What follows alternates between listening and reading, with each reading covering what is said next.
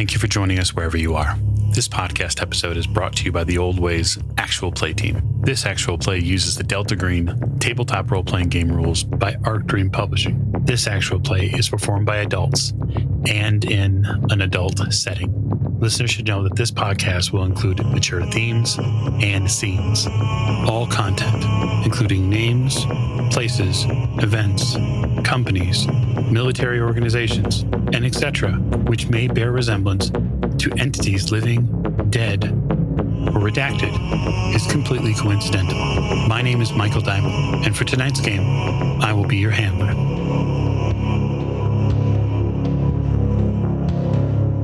Thank you for joining us again on another episode of the Always Podcast. I am your handler this evening, Michael Diamond. We are back with our Delta Green series, A Volume of Secret Faces.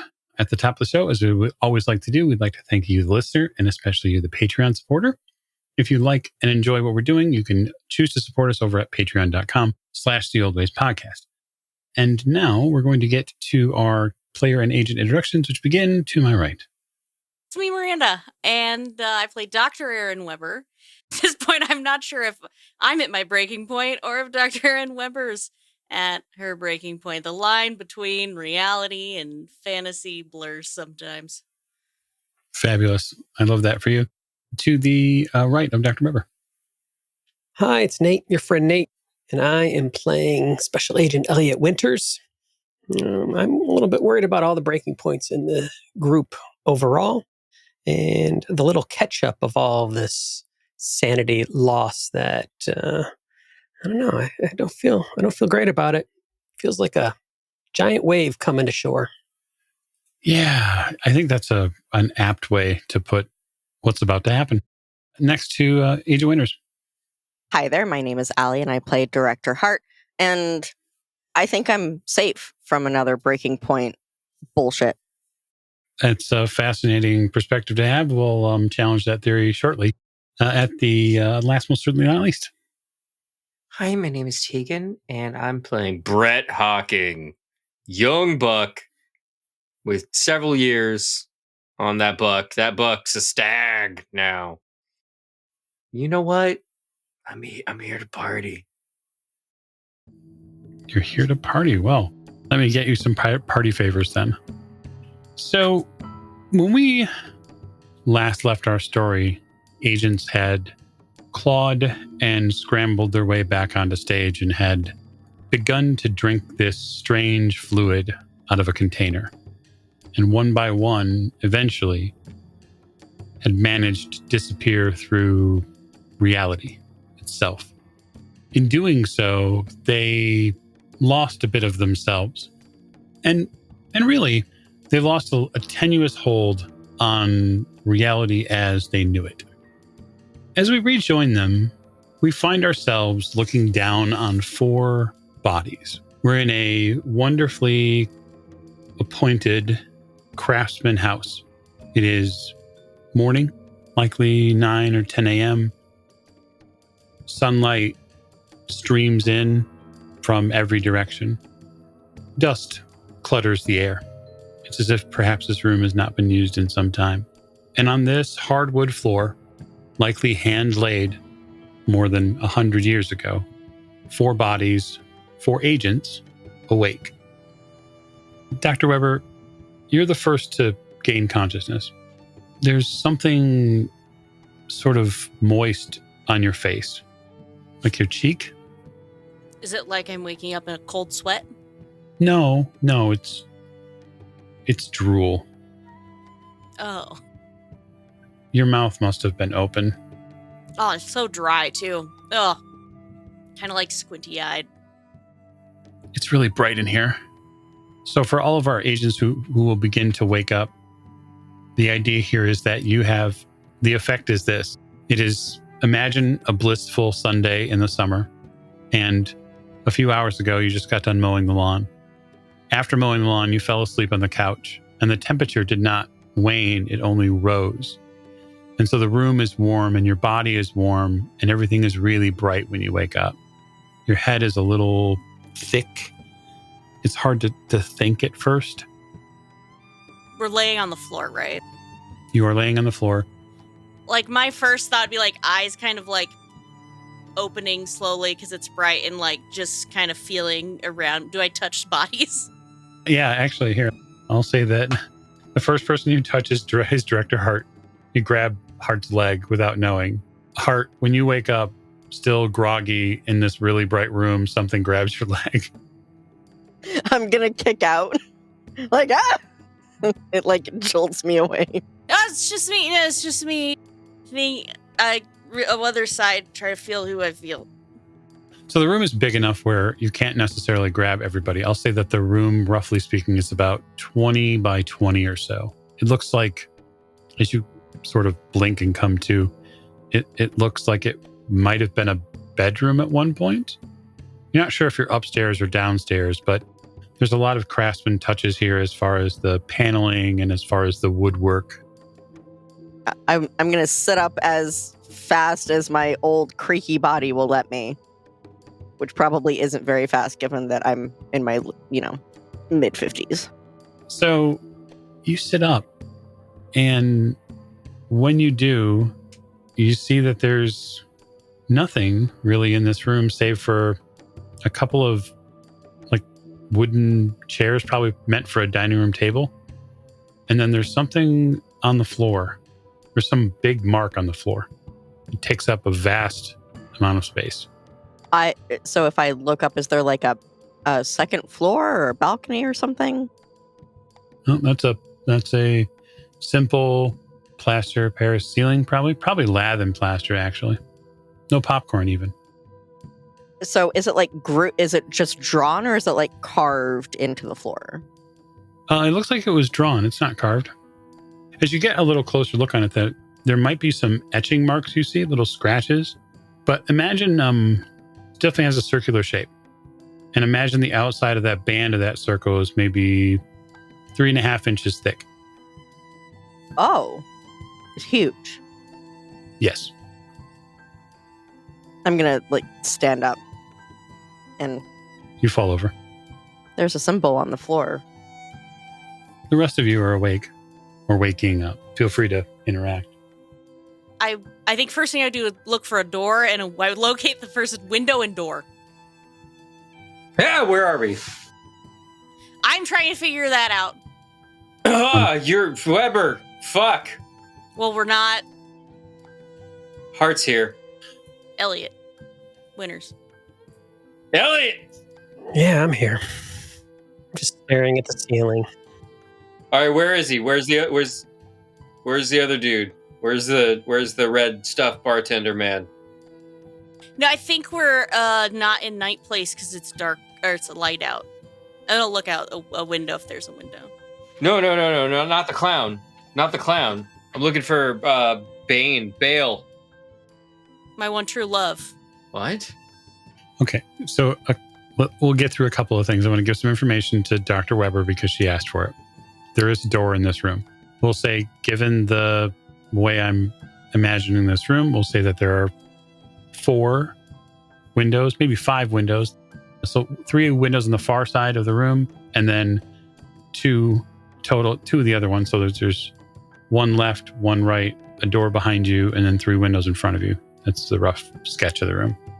Symbol on the floor is dark. It is carved out in gold. It is enormous.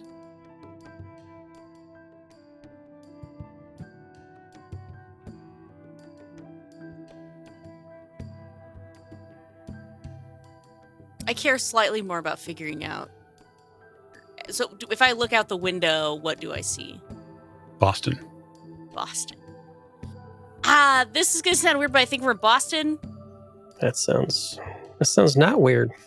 You're right, that actually doesn't sound weird at all. But the nice thing is I looked outside and it's Boston, and it's not the other place.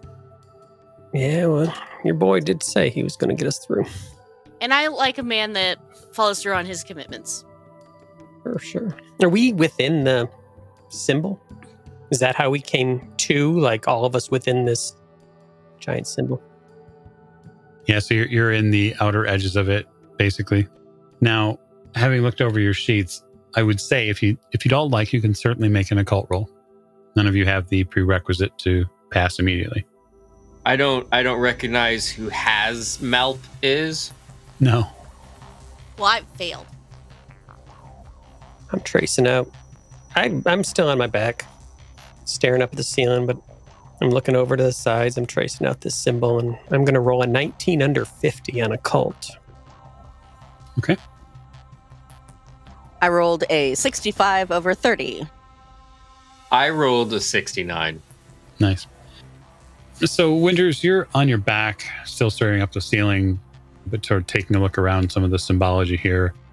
And this sure looks an awful lot like a seal you may have seen in Abigail Wright's apartment. This is a symbol or a seal of Malphus, who in some of your occult studies is described as a great prince of hell. It governs 40 legions of demons. Malphus builds houses, high towers, and strongholds. He can destroy enemies' thoughts and desires, give good familiars, and quickly bring artificers together from all points over the world. Hey, Weber, I think this symbol is your boy's signature. I think that makes sense. This kind of reminds me of superhero movies or like things like that. Power Rangers. My kid watched Power Rangers. Like, he put us here, but then this is the symbol that's my guess. Yeah, he's a prince of hell. He ain't a superhero or a Power Ranger, whatever that is. He's a prince of hell. That would explain why he's got this power, I guess. That's assuming heaven and hell are a thing.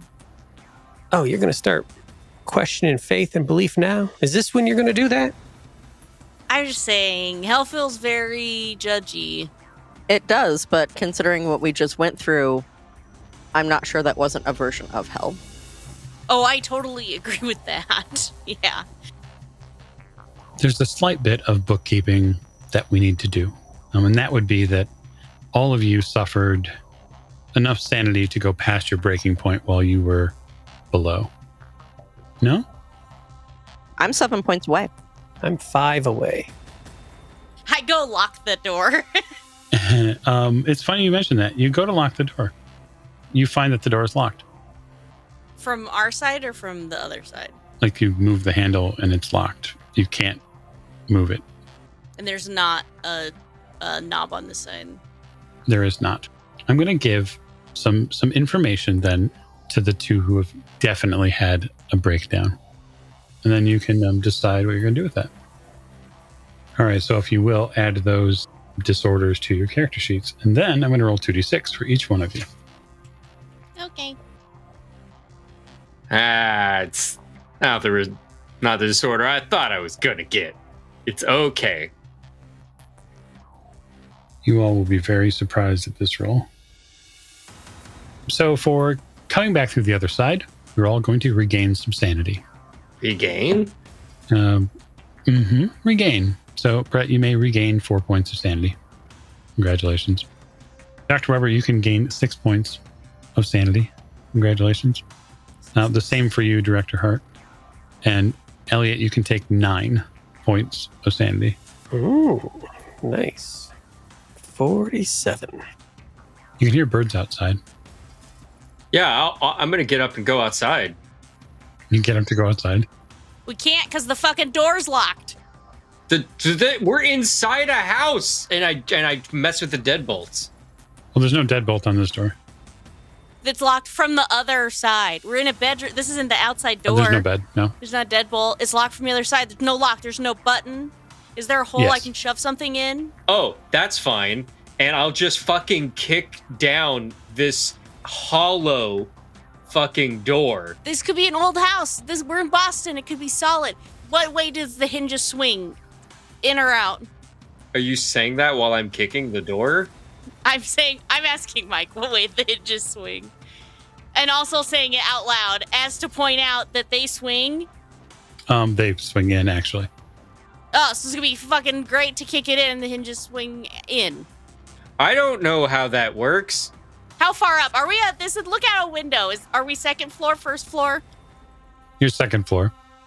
Okay. Maybe, actually. actually, now that I think of it, maybe this is fine. Maybe Bale wants to keep me here. This could be his house, like some sort of concubine. I could be his kept lover, and that would be okay. Yes. So to give our agents an update, yes, you are wearing your clothes. So anything you went into the Dorchester with that you still had on you, so post security screening, you have. So I don't have a gun? You do not. Is my gun around? Can I look for my gun It's not here. under the bed? Is there a bed? So I have my smartphone. I want to bash it against a window and try to, like, break a window open. And why are you breaking my house? So a couple of things. It is a day after you went into the Dorchester. September, isn't it October yet? It is not October yet. Let me get you the actual date. It's September 3rd, 2015.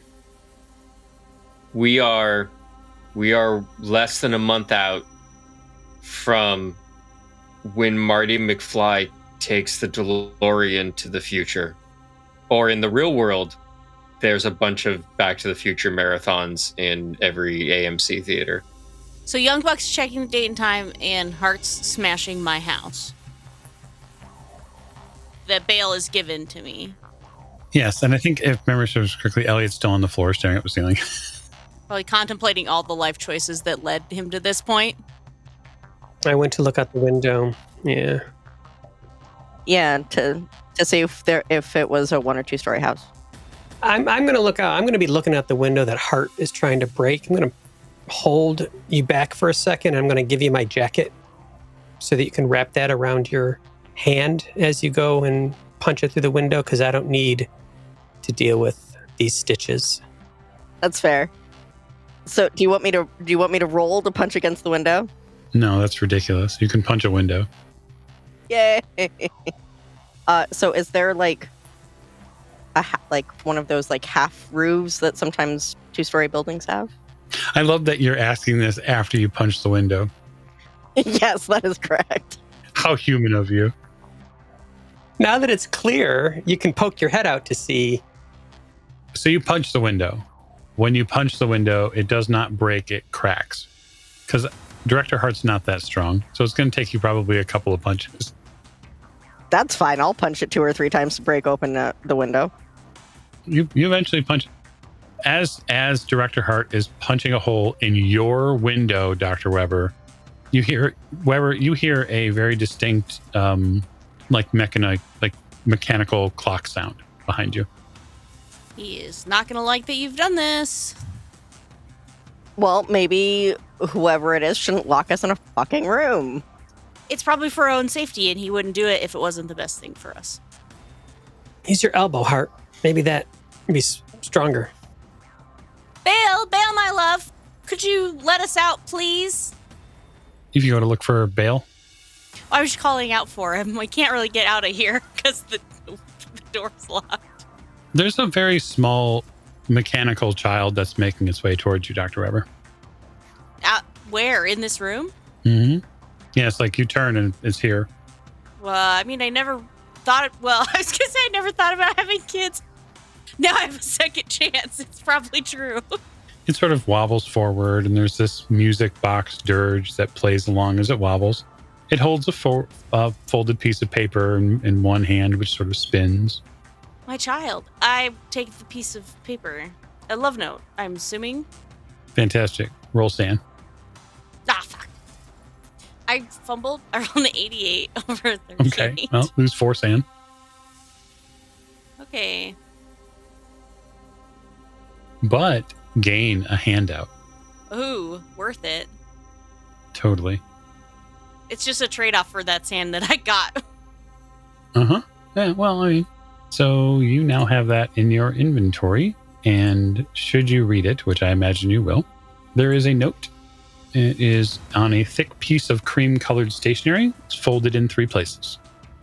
The front end reads, Hotel Broadalbin, in an Art Deco font with no street address. On the back, beneath the name of the agent, meaning you, Dr. Weber, it's written in, there's some fancy script here. There's a short poem, and it says, "Find J.C. Lintz at Hotel Broadalbin. Go now. Find the hotel, the labyrinth, the author, his bottle, the city, the lake, its shadow, the battle, then the party, the dance, the girl in blue, the one singing. Nothing is true except out is through. Love and kisses, Abby." That's really what precipitates the sand loss, is seeing the name Abby at the bottom of this letter. Yeah. Yeah. Why? What's that name? Because it makes me feel like I'm not the first lover of Bale and that this is from another woman. So that's I'm assuming. Or Abigail Wright, either one. When you look up from the note, the clockwork child is gone. That's what you hear me say, is maybe she was also his lover. Where the fuck did that thing go? My child. Have I smashed through this window yet? You have. It takes 3 attempts, 2 punches and 1 elbow, after Elliot points out that your elbow is in fact the hardest bone in your body. Do any of you guys know J.C. Ling or Hotel Broadalbin? Does any of those things read I don't know, bring anything up for you? Did you just say JC? JYCY? JYCY. Oh, like JC. Oh, not like the initials JC. Not like Shazay. No, like the Jesus Cristo. No, JC Ling, a person. Abigail Wright, I'm assuming. No, you want me to Google him? Well, the name maybe didn't come up previously, but they seem to have been a friend of Abigail Wright's, maybe, if Abby is short for Abigail. Abigail was telling someone to find J.C. Ling, or this could be a note for us if Abigail's still alive and gave it to a mechanical boy to give to us and the mechanical boy disappeared. We have to find J.C. Ling at the Hotel Broadalbin. Hey, while you're Googling, can you do the Google find the Hotel Broadalbin? Yeah, I'm doing basic web searches on these nouns to see if anything comes up. So far, you're not getting any hints. Like nothing? Nope. No, all I see are like referenced. This isn't right. Like if I misspell it, like maybe it's an EDM band. Well, it's not even like her writing because it's on a thing that says Hotel Broadalbin. Broadalbin, Broad Hotel. Like letterhead. Weber, how do you spell this hotel? Broad, like you always refer to women. Ah, yeah. Yeah, mouthy broad. Okay, I got that one. What's the second part? ALBIN. Thanks, Toots. If any or all of you are eventually looking at Oh, they are. Weber, she has a piece of paper in her hand. Yeah, that kid gave it to me, the mechanical one. Do you know where he went? The one that was chasing us, the giant thing? No, the little kid that was here was mechanical. I thought it was my second chance at parenthood. Maybe Bale can't have kids, and that's why he's making small mechanical children for me. Which I'm fine. Is she still standing by the closed door? Yeah. Weber, we're in a closed room. What are you talking about? A kid? There ain't no kid. There was a kid. There's a little clockwork kid came out, gave me this, disappeared. Very strange. Assuming it was mine. And now he's gone. Maybe it's a test. Maybe it's a test and I have to do this quest. He was a quest giver. This is a quest to a test of my commitment. I don't know why he would have the child give me something from another woman. It only makes me jealous, but maybe that's what Bale likes. He's trying to make me jealous. I really would normally think that you are obviously loose on the juice, but we've seen enough crazy shit that if you say a mechanical child popped in and handed you a letter, at this point, I'm going to go like, yeah, that makes fucking sense. So Can I see this letter, please, Weber? Oh, yeah. Here you go. See right here, Hotel Broadalbin. I have some experience with handwriting analysis. You've detailed that in previously. May I attempt to analyze it? Forensics? Forensics, yep. Sweet. It's going to be a 40 under 48%, and I NCIS the shit out of it. After some careful examining of this note, it takes probably going to take a few minutes. As that's going on, I want to know if I can. Hart, are you going out this window after you break it? Yeah, if there's one of those little half roof things. There isn't. Is there a balcony? No, it's like the sheer drop to the ground. I'm too old to do a sheer drop from a second story. Okay. Well, but you can definitely smell the lovely Bostonian air if that's what you're into. There's a breeze in here now. At least it's not stagnant anymore. Hart, you want me to lower you down? It's only the second floor. That's 11 feet. I can lower you down. You can drop 4 feet onto what's underneath? Is it lawn? Is it? Yeah, it's lawn. If you want to, I think getting out of here quickly is, I don't know what the hell's going on over there with Weber. Yeah, because if I can get down there and then get back either in a front door or back door or another window downstairs, hopefully there are other stairs because fucking weird buildings, so that I can come and open the door up there. Hey, Brett, can you give me a hand? Yeah, I think I was last kicking. I was holding this letter now, but I think I did try to kick an interior door open. You did. It did not work. Then you went to examine this handwriting here. You're busy with the handwriting. Yeah. It's a solid wood door? And it swings in. Yeah. And is that important? Very.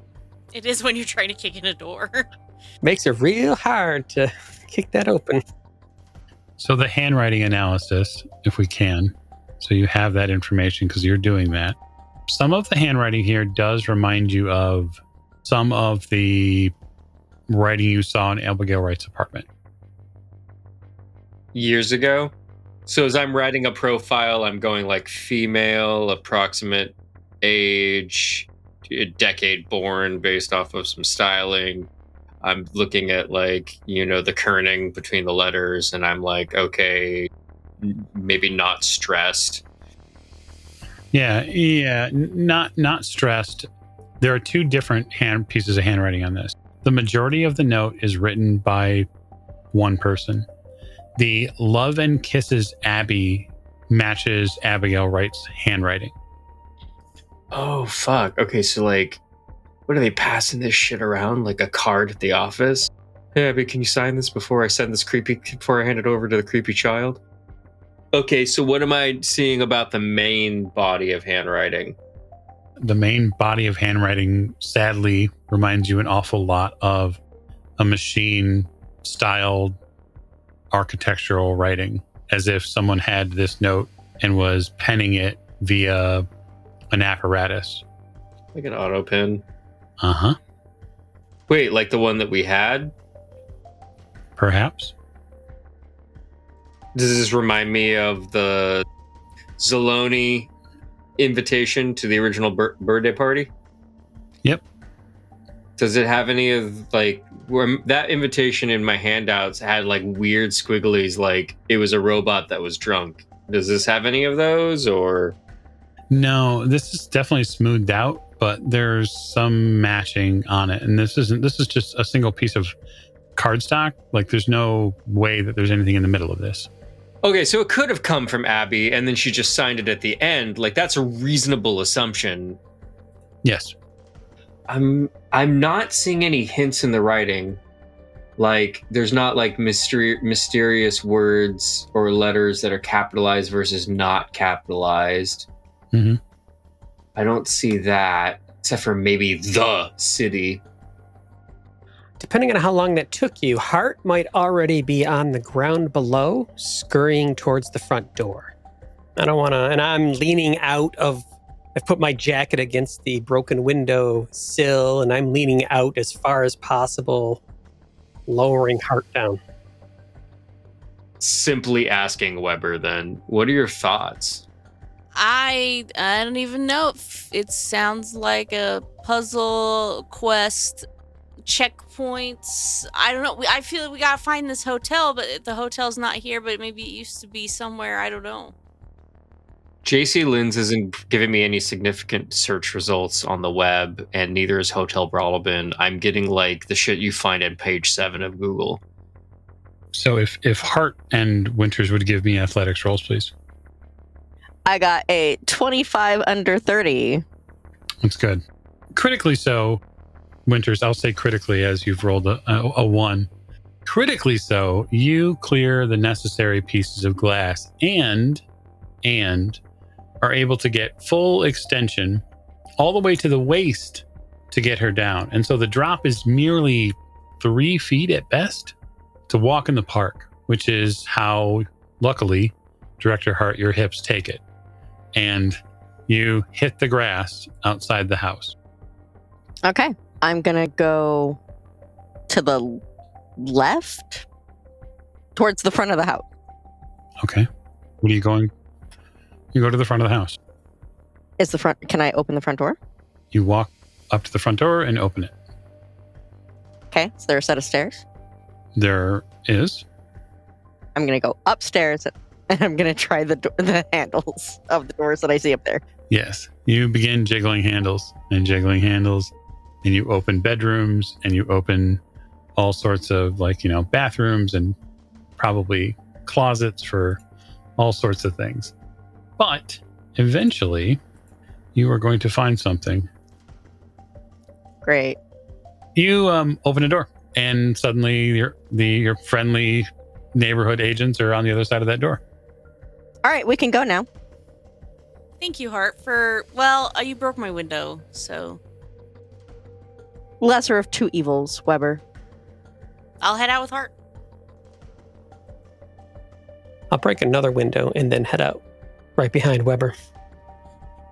Yeah, I'll follow the party in the least devastating way to exit the room. Dr. Weber, you hear in your ear, right to the left ear, you hear in your ear, "Don't worry about that at all, dear. I'll get the windows fixed." He's the best. Honestly. It's okay, guys. Don't worry. Bale's going to fix the window. So it sounds like he maybe forgives you. His bad, I guess. But so he's good. He's going to take care of it. Just like he takes care of everything. It's going to be great. Is this house furnished? What's it look like? Yeah, I would say it's probably furnished from maybe the 40s, 50s era. Looks like there's a significant layer of dust on most of the furniture. The dining room table in here is all handcrafted. All the furniture is older, definitely of an older era. The house doesn't look lived in. It looks like somebody locked the door one day and walked away from it. But the yard's been maintained, and seemingly everything in here looks like it's, untainted. I'll poke Brett in the shoulder and lean over. Even these demons get safe houses up in the cities here. Yeah, I see what you mean. What's the address number? Wait, hold on. I don't need to even ask that. I can just open up Google Maps on my phone and see what part of Boston I'm in based off of GPS. Yep. So you're in the Codman Square district in Boston. You're probably a 5-minute walk from Dorchester. Huh. Looks like we just, warp jumped, like Mario over out of the Dorchester over here. Okay. All right. Winters, you know how this works now, right? All those people that we met in there before things went weird and crazy, the people who work there, they're all compromised. We've got to figure out how far this shit has gotten. Oh, I think I'm done with that Dorchester house now, Britt. I don't think I Air. What do you mean you're just leaving the op? No. I think the op is still finding them missing folks, and I don't know. We keep on getting these messages from Abby. Those original missing agents, our original reason. I'm not going back to Dorchester. I ain't going back there. And I'm gonna put my hands on his shoulders. I don't know if you pull away from me at this, and I'm just like, there aren't missing people. Look at these names on the piece of paper. Those aren't people. That was us. We were the missing people. There were 4 names. There are 4 of us. They're in that whole fucking building lives in Fucktown. Things are upside down in there. Anybody who's been in there has been like jumble fucked in the head.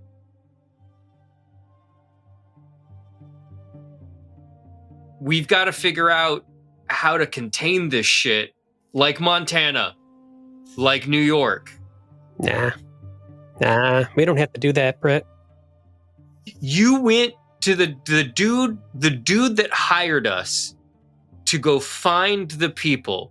We went to his house where the power had been turned off, and we found a demonic fucking engine monster. Oh yeah, I remember. And also a little magic door into a magic little library, into a magic little dimension. And a magic door, and he had the box that blew up in the house. Okay, so he's inside the bubble of fuck. So, and he called us out here. This isn't you. Oh shit. Who do you got on your phone from prior ops? Like there's got to be somebody that we can reach out to that's outside of the bubble of fuck. I had your numbers. I don't have any of these other people's numbers. We in Montana, in New York, any of these other handlers, the people who came in and briefed us on these ops. All right, this shit's got to be coordinated above us in some way. We can find out whether or not this shit is, whether this is a real op that Barbas put us on, or whether this is an old op that is leaking all over our shit and pulling us back in. Brett, I think we have a fundamental disagreement on what we're actually facing here. This isn't an operation, Brett. This is an entire different universe leaking into ours. And our universe under attack. We ain't going to the bosses to go requisition a couple new pieces of equipment to go off and do some sort of we don't fight that. That's not how we fight it. Well, wait, hold on. I agree with the first half of your statement. We ain't going to burn the Dorchester down and do any good. It's an entire universe. Okay, no, you're right. Okay, you're right. You are absolutely correct. In the same way that the land inside the piece of wood back with the little squirrel people, I mean the possum people and the demon lady, that was an entirely different universe. I get it. That's what we do. But what did we do last time? We contained it. So you're right. Brett, we didn't contain shit. We just went back to the exact same thing. We didn't accomplish nothing. Do you want to go on Channel 12 and tell them that there's another universe leaking into it? Or are we walking away and letting somebody bigger try to contain this? Or what do you want to do? I'm right behind you, Elliot. Neither of those options were options I even had in my mind. I don't know where you pulled that from. We got a stupid little poem sent to us by a stupid demon lord, by the stupid little clockwork kid that none of us saw, but Weber said. That's about the only thing I'm willing to chase down right now. Fucking nuts. You want to chase down this? Because at least that guy got us out of the night. The night. What is it? The night sanitarium. Yeah, but I mean, we need a different name. The night Chester. That's fine. He got us out. Bale got us out. This letter is from Abby, the girl we tried to help investigate her her disappearance like 20 years ago in a different city. We assume, yep. So what do you want? What do you want to investigate? And I will back you up 100%. But if you're saying it's these 4 people on this sheet of paper, I assume myself the sheet of paper of names or something, like it was probably in my pocket. I was like, these aren't real people. No, I'm with you. That I didn't give any thought to that, but I here's what I think we should do. I think we should find the hotel. I think we should find a hotel, and then maybe we should find a labyrinth. And maybe we should look for an author and that author's bottle, the city, the lake, all this bullshit in this. I think we should start with the hotel because at least we got a name and a person's name and a hotel's name. Okay, I track on that. That makes sense. But here's the deal. Here's the parameters of what we're going into it. All right, and I'll show him my phone. What am I looking at? The words hotel and Broadalbin in a basic Google search show nothing, which means if there was ever a hotel of any notoriety with just paper here, which has its own cover sheet. This doesn't look like the Bates Motel in the middle of Arkansas that can just drop off of, the human data sphere, whatever, right? If this is a major hotel, then even if it's historical and closed down, why does it not show up in even like page 2 search results on Google? And so where do we go? Where do we track down this noun? That's a good question. I'm right there beside you. All right. I'm not saying we got to go blow shit up immediately, but if we're going to track down this hotel, we got to brainstorm a way to do it, unless you think it's in the other weird universe. It could be. It's always a possibility. And I'm sure Google isn't searching the king's domain yet. Well, here's the deal. Hotel Broadalbin, the paper underneath it, it says, I'm looking at it right now, I think it says New York. Okay, so New York municipal records that are not uploaded to the internet would require a trip to New York. And we can also buckle down and try and figure out who this J.C. Linz is. So we got those 2 things. Yeah, or a call to a field office in New York, and then leaning on one of our organizations to go send somebody to city records in New York to go look this up for us. I mean, I could probably pull it off. Maybe Hart could pull it off. I don't know if you've got anybody in New York that wouldn't mind spending a day at the Metropolitan Library or City Records. I don't think we should leave Boston right now, because what I'm scared about is if the Dorchester is leaking outside of itself in daytime and nighttime, then there's a big threat inside Boston. Now, I know. I want to go call one of our previous handlers and get support. If we don't do that, I get it. I ain't going to stop you. I don't have their numbers. That's what I'm telling you. But the circle of fuck in Boston is growing. So I'm just I'm trying to keep an eye on that. Oh, wait, why is it growing? Where do you get that from? It's not growing. We know where it is. It's the Dorchester. Okay, it's the Dorchester. But here's the deal. There's 30, 20, 12 employees that work at the Dorchester, and they're leaving every day and working there on night shift, working there on day shift. They're going to their homes. They're going places. They're talking to people. There's people who are going in that building and delivering food for the kitchen there and filling soda machines. What if somebody shows up to fucking fill the Pepsi machine and it's after 7 p.m.? Do we have a Gremlins 2 situation I'm just like trying to like, when I say that like it's expanding, it's like when we were in New York, it was like 5 people who lived in an apartment, and their reaction, if you remember in New York, was to hold themselves up in the building and not leave.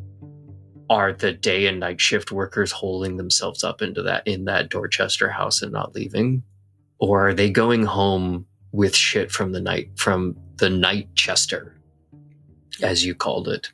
Do we need to go peek around their houses or follow 1 or 2 of them to see what the fuck's going on while somebody in New York tracks down if this Hotel Broadalbin exists? I look around to see what Weber and Hart are doing while this conversation has been going on. That's a great question. I'd love to hear from both of them. I felt like I was like a game of Pong and just like back and forth watching this conversation happening, and then occasionally squinting a little bit and nodding my head as if in agreement with either side of it. I didn't listen to any of this because I left the house and I'm standing on the sidewalk just waiting for them to come out. Okay. Yeah, I think they were all sort of, no, they hadn't actually left the house yet. They probably had this like in the main dining room as right before the exit. I like that as a you and, well, the 3 of you, and having Hart just sort of sitting outside. We just need to figure out what the fuck we're going to do next to meet the demands of Bale. What is his demands? Because this paper is written by Abby. I don't really know, but he must have somehow orchestrated giving it to us. He put us in this house, my house. A gift from him, I'm assuming. I think there's a lot more he wants us to do. What happened was we were stuck in the Dorchester. We said, Bale, we want out. He said, hi guys, my name's Bale. I can get you out. Come to this play with me. Watch the play. And then we went to the play, and we went through some sort of ritual drinking and running from giant clown baby thing. And then we got out. So we got what we asked Bale for. Which was out. So, and then we got this letter from Abby. Well, it's not addressed to us, so we didn't really get it from her. But we can't. Wait, who's it addressed to, Weber? Is it addressed to someone? Oh, no, it's not. You're right. It was handed to me, but it's from Abby. So I was getting my JC Ling. So we're supposed to find JC Ling. The hotel brought out. You know what? This could be a letter from the other side, from the night. Like they had all sorts of shit in there that didn't make sense. But they say find at the Hotel Broadalbin. So if this is in the other side, I don't like that. Webby, Winter, what do you want to do first? I was just thinking, before we went into Night Dorchester, I feel like we had a checklist of things to do, but maybe we had already done those things. The thing was, we were going to start an investigation for 4 missing agents, and we got suspicious of the handler, and we found out that our suspicions were good suspicions. It's not paranoia if they're actually out to get you. And then we said the next step was, if we're going to go through with an investigation, we need to find out how they escaped and like who knows who these people were, so that we could like try to find them in town, right? So we then go into the Dorchester, and the Dorchester closes around our fucking dicks like a bear trap. And then we're in Crazy Town, and then we get out. Does that track for everybody? It does. I do have a bunch of notes from when we were talking to people. Wait, where the fuck is Hart? Oh, she went outside. All right, I'm going to walk towards Hart. Before you do that, though, I'd like to have a slight interaction with Agent Hart. You're outside for at least a couple minutes by yourself. Yep. What are you doing out there when you're just standing enjoying the warm autumn air? Yeah, and occasionally just like looking back at the house, thinking, I don't know why they're still in there, and just waiting, because I don't really want to go without them, but I sure as fuck am not going back inside that house. So I'm probably like all the way down the front walk on like the main sidewalk, like next to the road. Like the equivalent of like at the end of the driveway if I'd walked down the driveway. Okay. So you're standing at that station there, sort of at the end of the driveway, and there are people out walking around. It's regular daytime, and out of the corner of your eye, you see someone get into, like, they open the garage door that's attached to their house, and they head in. And when they head in, they don't just shut the door behind them. They look out and look both ways and then shut the door behind them. So the garage is open? No, like, imagine it's a garage man door next to the garage proper door itself. And when they open it, and then instead of just heading straight in, they turn around, they walk backwards through the door, but before they close it, they look both ways and then close it. I'll just kind of furrow my brow, and that was weird. And I'll like keep it in the back of my mind, but I'm not gonna like walk across the street to investigate. It's not actively suspicious enough for me to, warrant knocking on the door and being like, hey, what's up, buddy? Yeah, no, it's not like they're punching out a second floor window or anything. Hawking, you come out after Hart. Oh, good. Are we ready to go? Hey, you okay? Yeah, I just didn't want to be in that house anymore. I don't know what you chuckle fucks were doing still in there, but up to you, I guess.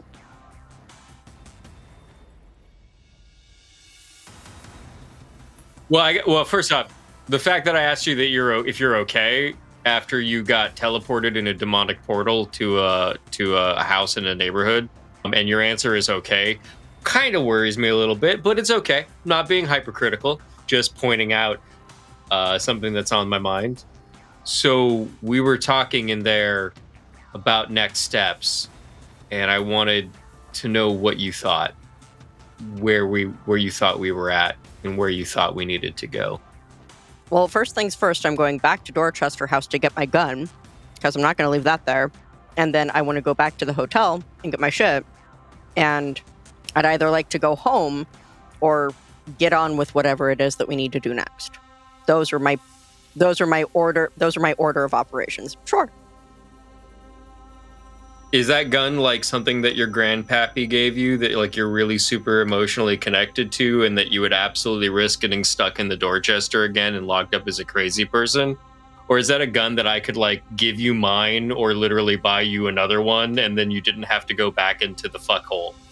That is literally my service weapon, and if I come back without it to my job, there are going to be a lot more questions that I can't answer. Okay, so you're currently, just to put it on the table, because I want to support you in all of the goals that you set out for yourself. Yeah, see, that's the thing. I don't care what you think. I'm going back to the Dorchester house, sticking my head in far enough to get to security and getting my gun. That's what I'm doing. But there's not going to be any question from them how you came from the outside twice to get a gun that was both your service weapon, but a weapon that you abandoned in a locker in a mental institution. And then that mental institution that went through a whole series of steps in order to convince you that you were like a patient there, but you've got no problem walking back into that building simply to get a gun, knowing there's a huge chance you may never come out again. I don't think that's going to be an issue because we didn't experience anything weird until we were on the other side of security. Okay, no, I'm just checking. I'm just trying to make sure I understand that the understanding of you, that your understanding, so that I can make sure I'm on the same page as you, is that you are asserting, and you'd like me to follow the logic on, that the fucky woo stuff happens on the other side of security. Yes. Hart. I don't care, Buck, at this point. I don't care. I don't think so. They're gonna get eaten by a giant clown child. Yeah, if I go back inside and do more investigating. You have no idea. You have no idea. If just stepping inside that building means that you wake up inside of in a straitjacket, you don't know. But if you really want to go in there, I know enough. we should all go in there like we're going to storm the building or something. Why? That's more suspicious than me just going back and getting a gun. Buck, could you be a little more over the top? They put a needle in my eyeball and removed brain fluid, and then you all drank the brain fluid. That was a thing that happened in a building, and you want to go back there to get a... Yeah, but that was the night one, not the day one. You think that... Okay. To be fair, I didn't know that that's what happened to you, and while I feel bad that that's what happened to you, because I'm sure that was radically uncomfortable, it's the daytime. It wasn't radically uncomfortable. It was insanity in another dimension in which people that we interacted with suddenly became different people. That shit didn't happen in New York, or did it? But I'm just saying, Heart, I'm worried about you. I'm really terrified for you.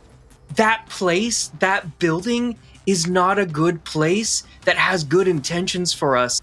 And I'm just very concerned that if you go back in there, or any of us go back in there, we don't come out ever. That's all I'm saying. It's not that like I don't think you can handle yourself, or that you're not like this strong and absolutely amazing person who has risen through the ranks of your own organization.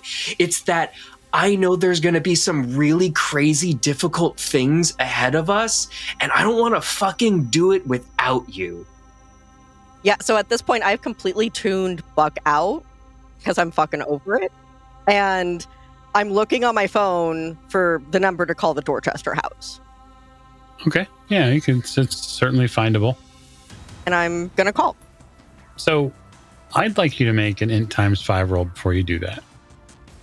That is a 15 under 90. You're a pretty smart cookie. You're actually very smart.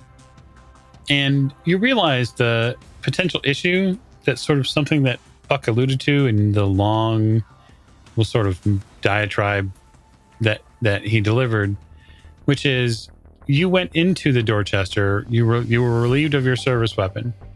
You did not leave the Dorchester via any rational method of security. You are now on the outside of the building and are going to approach it again. It will not make sense to anyone. And you're going to do it for a service weapon. Well, the problem is that I am in a high enough position that if I come back without my service weapon, there are going to be a ton of questions about where it went, how I lost it, why I didn't keep a better eye on it. And that could get me in some serious trouble. Yeah, I'm still not like big head honcho director. I still have people to answer to. You call the Dorchester. The receptionist picks up on the second ring. Dorchester House, how can I help you?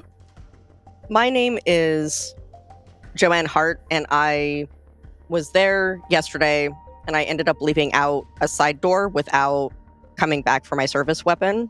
So it should still be there at security. Can I come pick it up? 1 moment, please. You can put on hold. A minute passes.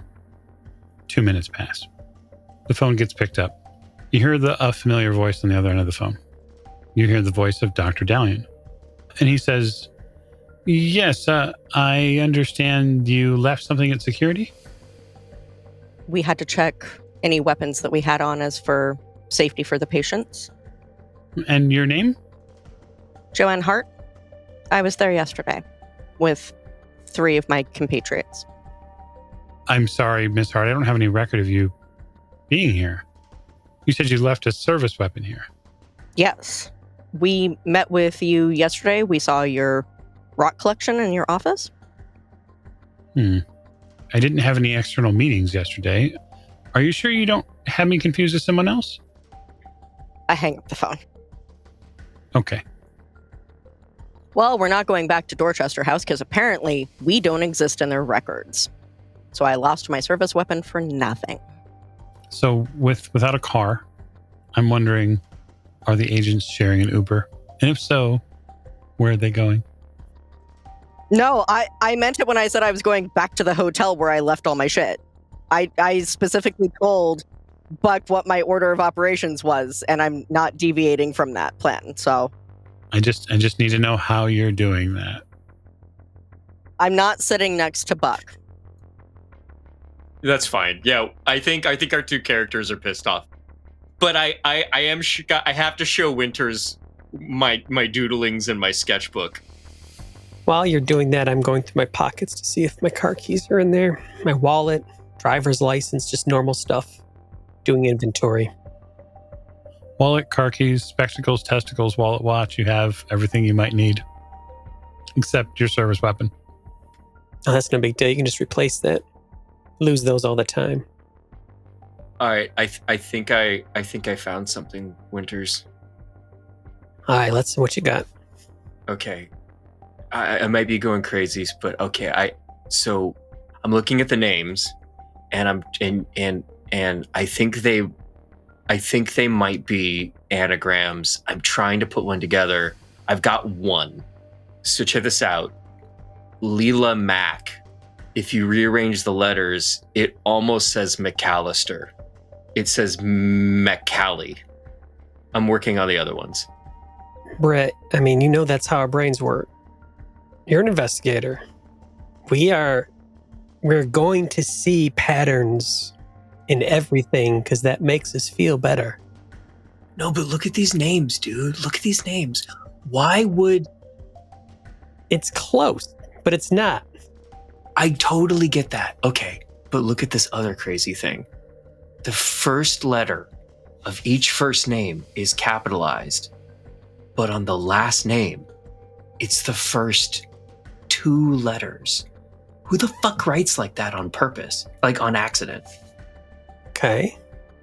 Like, look, D.I., like, is added, Dasa is capitalized. Leela Mack, it's the M and the A, but not the C. Kim Plasad, it's the P and the L. Ray Bilabas. This is good shit. You all get back to the hotel. Who's paying for the Uber, just by the way? Or Lyft or whatever it is? This is on Weber. A good bird money. I was gonna volunteer anyways. Okay. Yeah, you pay for it. I'm just saying, we all got to be careful about this kind of thought. We are in the middle of impossible here. And we are just going to be scrambling for anything that tries to explain it. We can't jump to anything and allow ourselves to do that. Wait, is it Ray Billig gas? I think it's Ray Biabas. Biabas? Okay, if it was a G, I think I could have spelled Abigail. Yeah, this is the hole. This is the hole that he's going down right now. So our agents are going to be back at the hotel. They will reacquire their things as Buck goes down a rabbit hole.